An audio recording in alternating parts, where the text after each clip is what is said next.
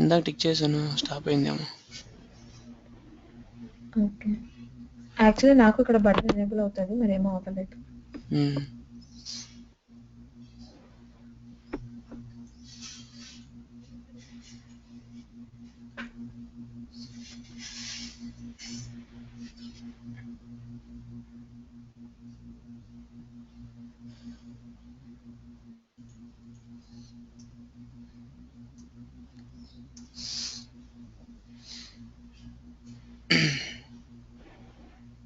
Okay, ఇక్కడ service వచ్చేసి మనకి MP rest service dot SVC మన service file. Okay, okay. URL వచ్చేసి గెట్ ఎంప్లాయీస్ అని ఇస్తే మనకి డేటా రిటర్న్ అవ్వాలి డేటాబేస్ నుంచి. మొత్తం రిటర్న్ అవ్వాలి. ఇన్వోక్ మెథడ్ వచ్చేసి get method. Okay, response format వచ్చేసి జాసన్ ఫార్మాట్. ఇక్కడ డిస్ప్లే చూడండి, ఇదంతా జాసన్ ఫార్మాట్. ఇది మీకు ఐడియా ఉందా జాసన్ ఫార్మాట్? ఇది ఓకే. ఈ జాసన్ ఫార్మాట్ లో ఇలా వస్తుంది మనకి డేటాబేస్ నుంచి. తర్వాత రిక్వెస్ట్ ఫార్మాట్ కూడా జాసన్ ఫార్మాట్. బాడీ టైప్ వచ్చేసి ర్యాపిడ్, అంటే మనకి లైన్ బై లైన్స్ వస్తాయి. తర్వాత ఈఆర్ఏ టెంప్లెట్ వచ్చేసి గెట్ ఎంప్లాయీస్ అని ఇవ్వాలి. ఇక్కడ ఈ గెట్ ఎంప్లాయీస్ అని ఇస్తేనే మనకి డేటా రావాలి. ఇది ఇవ్వకపోతే నార్మల్గానే మీకు ఇందాక ఓపెన్ చూసారా, అలా ఓపెన్ అవుతుంది. అన్ని డిస్ప్లే అవుతాయి ఏమేమి ఉన్నాయి అనేసి. ఆ మెథడ్స్ అన్నీ అక్కడ వస్తాయి అన్నమాట. సో ఇలా ఈ ఇన్వోక్ మెథడ్ అనేది గెట్ ఎంప్లాయీస్ అని అయితే ఎప్పుడు టిక్ చేస్తామో అప్పుడు ఈ జాసన్ డేటా అనేది మనకి కాల్ అవుతుంది. ఈ జాసన్ డేటా వచ్చేసి మనకి ఇంటర్ఫేస్ లో ఇది మెథడ్ డిక్లేర్ చేసాము, అది వచ్చేసి ఇక్కడ ఈ క్లాస్ లో ఇంప్లిమెంట్ చేసాం అనమాట. ఓకే, ఇది నెక్స్ట్ క్లాస్ లో ఇంటర్ఫేస్ నుంచి ఇన్హెరిట్ అయింది. ఓకే, ఎంపీ రెస్ట్ సర్వీస్ అనే క్లాస్ మనం ఇన్హెరిట్ చేసుకుంటున్నాం కదా. ఇక్కడ మెథడ్ నేమ్ ఇక్కడ ఇన్హెరిట్ చేసుకున్నాం. దీనికి రిటర్న్ టైప్ వచ్చేసి లిస్ట్. తర్వాత ఎస్క్యూఎల్ డేటా అడాప్టర్ చేసాము, select star from table users. తర్వాత డేటా టేబుల్లో సేవ్ చేసుకుంటున్నాం. ఇక్కడ జావా స్క్రిప్ట్ సీరియలైజర్ తీసుకున్నాం. జావా స్క్రిప్ట్ సీరియలైజర్ ఏంటంటే జాసన్ ఫార్మాట్కి సపోర్ట్ చేస్తుంది అన్నమాట. ఇది అంటే మనం వచ్చిన డేటాని సీరియలైజర్లోకి యాడ్ చేస్తున్నాం. అసలు ఇక్కడ ప్రజెంట్కి ఇప్పుడైతే ఇది యూజ్ చేయలేదు. మనం క్లాస్ తీసుకున్నాం కదా, ఆల్రెడీ క్లాస్లోకి తీసుకుని ఆ క్లాస్ని లిస్ట్గా మనం సెండ్ చేస్తున్నాం లిస్ట్ ఫార్మాట్లో. క్లాస్ తీసుకోకపోతేనేమో జావా స్క్రిప్ట్ సీరియలైజర్ తీసుకుని డైరెక్ట్గా లిస్ట్గా సెండ్ చేయొచ్చు. ఇక్కడ రాశాను చూడండి, ఇక్కడ ఇది ఈ లైన్, ఈ 4 లైన్స్. డేటా కాంట్రాక్ట్ డేటా సీరియలైజర్లోకి మన ఈఎంపీ డాట్ గెట్ టైప్ అనేది తీసుకొని మెమరీ స్ట్రీమ్లోకి మనకు వచ్చిన డేటాని మెమరీ స్ట్రీమ్లోకి తీసుకుంటుంది. అక్కడ తీసుకున్న తర్వాత ఎన్కోడింగ్లో మనకి ఆ 2 ఎర్రేలోకి కన్వర్ట్ చేస్తాం అన్నమాట.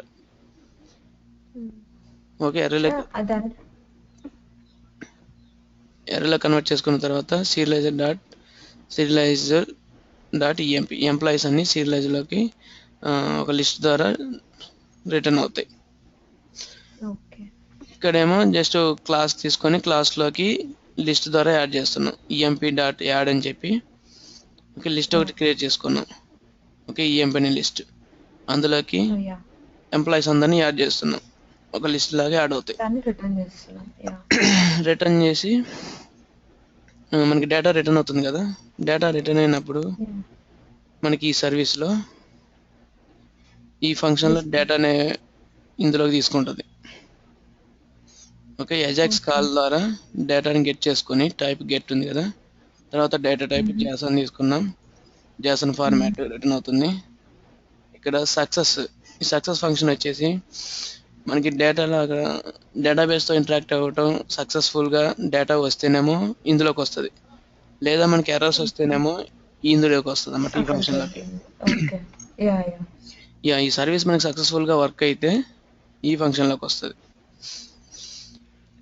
ఫంక్షన్లోకి వచ్చి డేటా రిటర్న్ అవుతుంది, లేదు అంటే ఎర్రర్ అవుతుంది. రైట్ రెస్పాన్స్లో ఇక్కడ టేబుల్ని రైట్ చేస్తున్నాం. ఇక్కడ అంటే డైనమిక్గా టేబుల్ని క్రియేట్ చేస్తున్నాం, HTML టేబుల్ని రైట్ చేస్తున్నాం.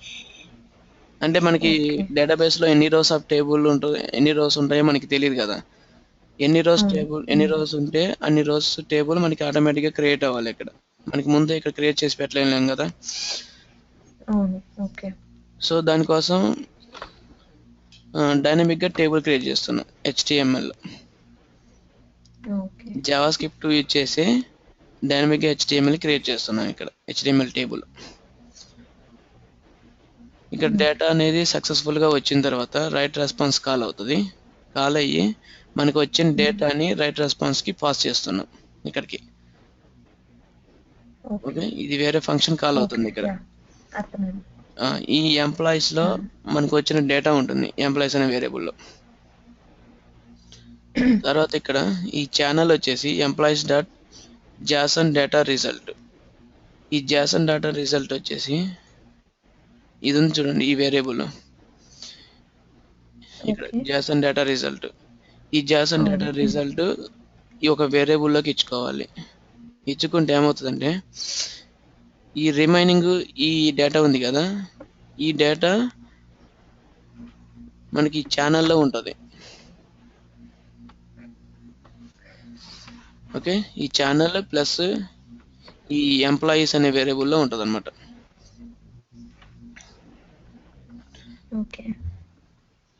ఇక్కడ వచ్చేసి ఫర్ ఈచ్ స్టేట్మెంట్ ఇక్కడ jQueryలో $.each స్టేట్మెంట్.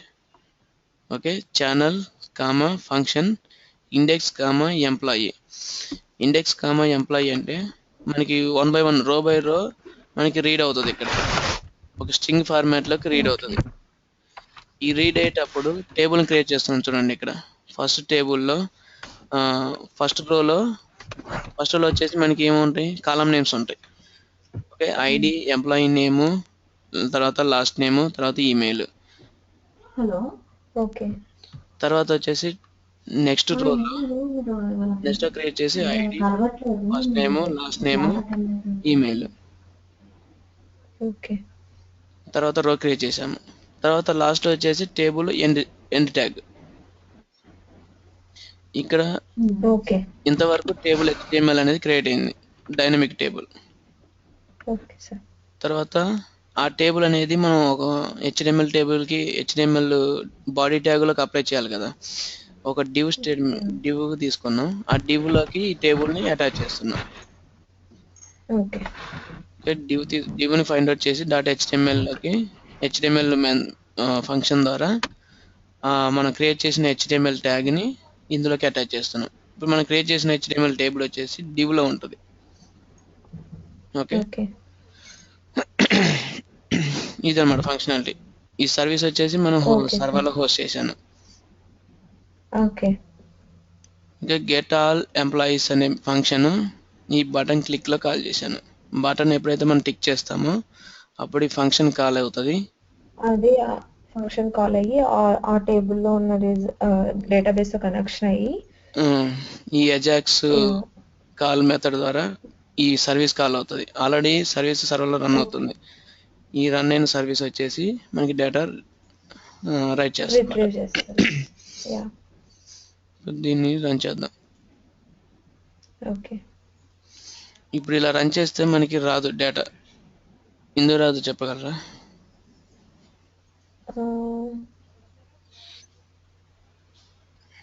ఎర్రర్ వచ్చింది చూడండి ఇక్కడ. యా. ఎందుకంటే ఎప్పుడైనా సరే సర్వీసెస్ అనేది మనకి హోస్టింగ్ ద్వారానే రన్ అవుతాయి. అంటే లోకల్ హోస్ట్ కానీ లేదా సర్వర్ URL అనే రన్ అవుతాయి. ఓకే. సో ఇప్పుడు మీరు అక్కడ ఇచ్చిన సర్వర్ మీరు దాంట్లో ఇచ్చిన URL పెడితేనే అది వర్క్ అవుతుంది. ఇప్పుడు URL అంటే ఇక్కడ మనం సర్వీస్ URL ఇక్కడ ఇచ్చాము, కానీ ఈ HTML ఫామ్ కూడా మనం హోస్ట్ చేయాలి కంపల్సరీ. ఓకే. డైరెక్ట్గా రన్ చేసాం. ఇప్పుడు డబుల్ క్లిక్ చేసాం ఇక్కడ నుంచి. Okay, okay. డైరెక్ట్గా రన్ చేస్తే రాదు. మనం ఆ ఫామ్ని హోస్ట్ చేయాలి. అంటే IISలోనైనా హోస్ట్ చేయాలి, లేదా మనకి ఏదైనా సర్వర్ ఉంటే ఆ సర్వర్లోనైనా ఒక వెబ్సైట్లో హోస్ట్ చేసి రన్ చేసినప్పుడు మాత్రమే మనకి డేటా వస్తుంది. ఇప్పుడు ఇక్కడ మనకి ఆల్రెడీ .NETలో IIS ఉంటుంది కదా. యా యా నేను ఇక్కడ హోస్ట్ చేశాను అనమాట ఐఏఎస్లో. ఇక్కడ నుంచి రన్ చేస్తే మనకు అది డేటా రావాలి.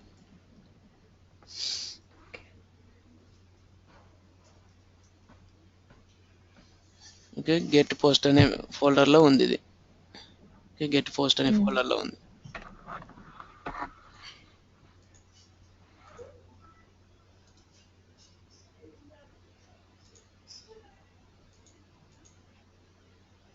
Okay .html. ఇప్పుడు ఎక్కడి నుంచి రన్ అవుతుంది? ఇది లోకల్ హోస్ట్ ద్వారా రన్ అవుతుంది. ఇక్కడికి ఇందాక దానికి చూడండి డిఫరెన్స్.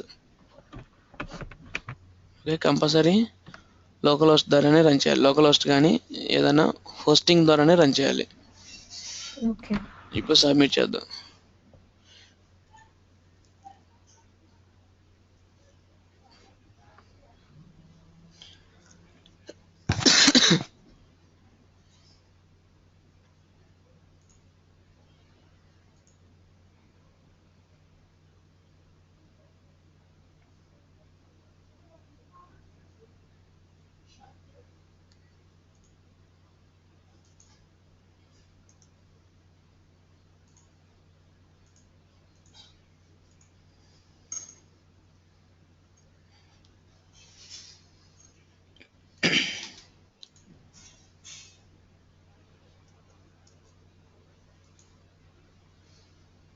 ఏం దగ్గర వస్తుంది ఇది కూడా.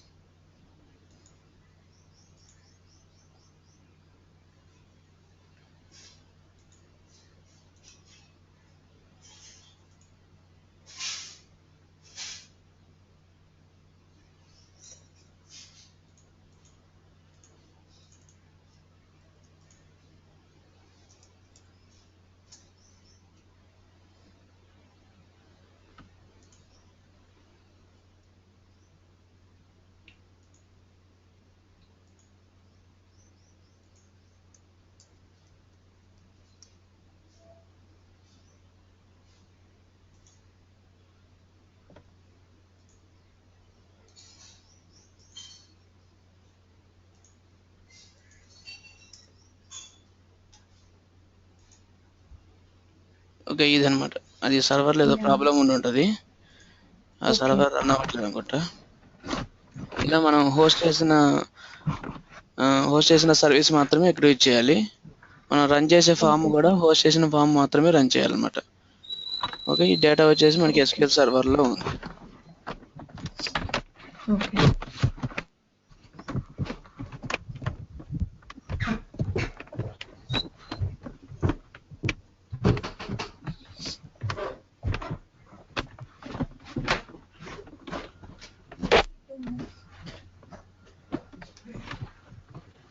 మీకు డేటాబేస్ కనెక్షన్ ఇవన్నీ ఇవ్వడం తెలుసు కదా .NET లో.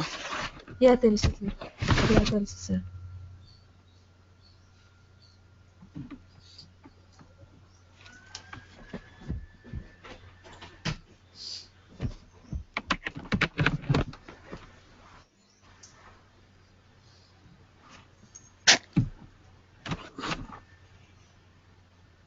ఓకే, ఈ డేటా మనకి అక్కడ రిట్రీవ్ అయింది. యా ఈ డేటానేనా ఎంప్లాయీ?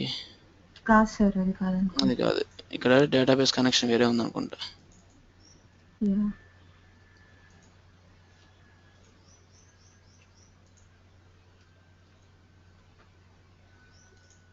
ఓకే, ఇది సర్వర్లో నుంచి వస్తుంది. సర్వర్లో ఉన్న ఇది అన్నమాట, లోకల్ హోస్ట్ కాదు ఇది. ఓకే, ఈ సర్వర్లో వచ్చేసి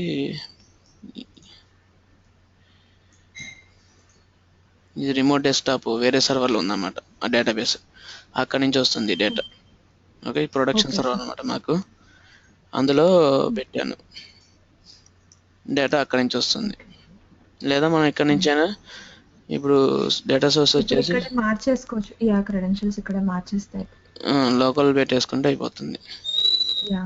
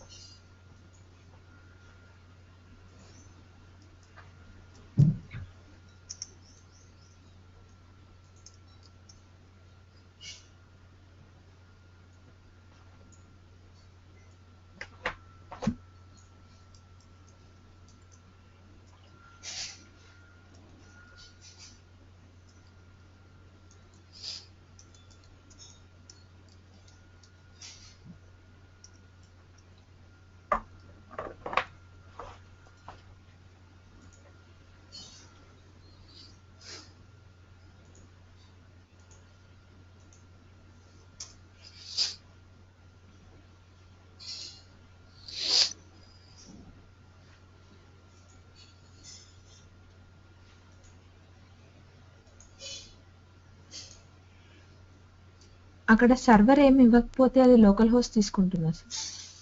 డాట్ పెట్టిన లోకల్ హోస్ట్ తీసుకుంటుంది. ఓకే.